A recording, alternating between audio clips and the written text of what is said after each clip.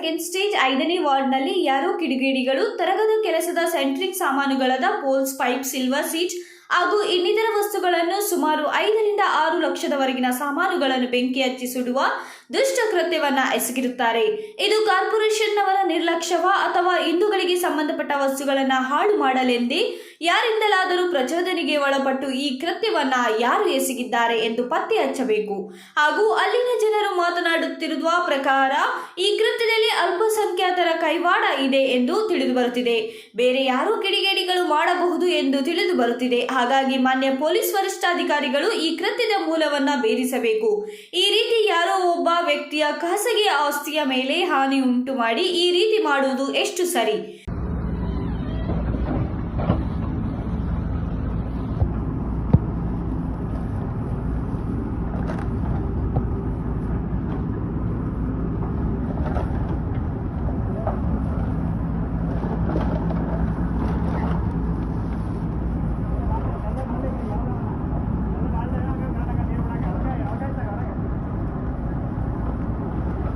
ಸ್ಥಳಕ್ಕೆ ಅಗ್ನಿಶಾಮಕ ದಳದವರು ಬಂದು ಬೆಂಕಿಯನ್ನು ನಂದಿಸುವ ಕೆಲಸವನ್ನ ಮಾಡಿದ್ದಾರೆ. ಆದರೆ ಸುಟ್ಟು ಕೆರಗಲಾದ ಆ ಸಾಮಾನುಗಳಿಂದ ಏನು ಮಾಡಲು ಸಾಧ್ಯವಿಲ್ಲ ಎಂದು ತಮಗೆ ತಿಳಿಸುತ್ತಿದ್ದೇವೆ.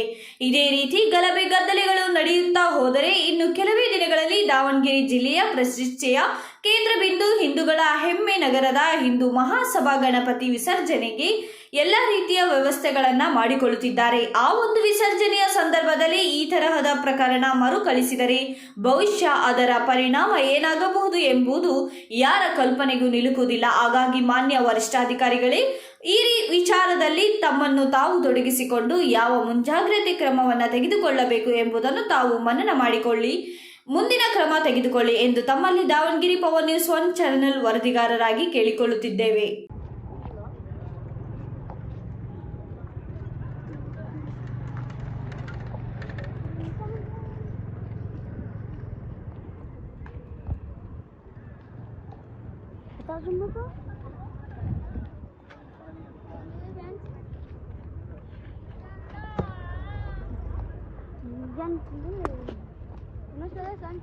dia pada